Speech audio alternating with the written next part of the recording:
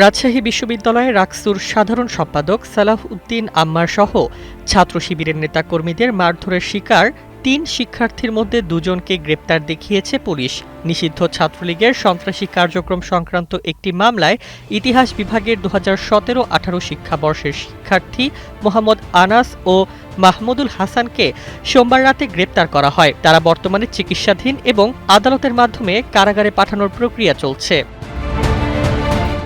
ঘটনার সূত্রপাত সংস্কৃত বিভাগের এক ছাত্রীর অভিযোগকে কেন্দ্র করে। অভিযোগ, একই বিভাগের শিক্ষার্থী মহসিন আলম প্রেমের প্রস্তাব প্রত্যাখ্যাত হওয়ার পর ওই ছাত্রীকে ভয়ভীতি দেখিয়ে ক্যাম্পাস ছাড়ার হুমকি দেন। এ বিষয়ে প্রক্টর কার্যালয়ে অনুষ্ঠিত বৈঠকে অভিযুক্তের পক্ষে উপস্থিত ছিলেন আরাস, হাসিব ও মাহমুদুল। পরদিন দ্বিতীয় বৈঠকে সালাহ উদ্দিন আম্মার সহ কয়েকজন নেতা আনাসকে নিষিদ্ধ ছাত্রলীগের কর্মী দাবি করলে উত্তেজনা সৃষ্টি হয় এবং তাকে মারধরের অভিযোগ ওঠে।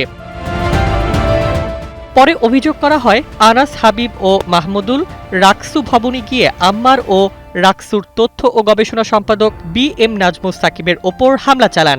নগদ নিয়ে এলো হার না মানা হার অফার। সর্বনিম্ন ১০,০০০ টাকা রেমিটেন্স নগদে পাঠালে থাকছে স্বর্ণের হার জেতার সুযোগ। এরপর কেন্দ্রীয় গ্রন্থাগারের সামনে দুই পক্ষের মধ্যে সংঘর্ষ বাধে। পরিস্থিতি উত্তপ্ত হলে ৩ শিক্ষার্থী পাঠকক্ষে আশ্রয় নেন। অভিযোগ, ছাত্র শিবির ও রাকসুর নেতাকর্মীরা সেখানে ঢুকে তাদের মারধর করেন। হামলা ঠেকাতে গিয়ে কয়েকজন সাধারণ শিক্ষার্থীও আহত হন।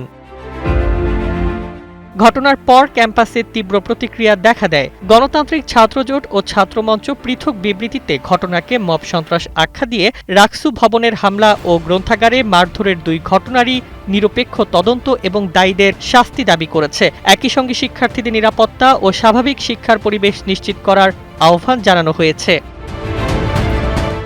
এদিকে বিশ্ববিদ্যালয় শাখা ছাত্রদলও প্রশাসন ভবনের সামনে বিক্ষোভ করে হামলায় জড়িতদের শাস্তির দাবি জানিয়েছে। বিশ্ববিদ্যালয় প্রশাসন জানিয়েছে, পুরো ঘটনার তদন্তে একটি নিরপেক্ষ কমিটি গঠন করা হবে। News desk, ২১ television.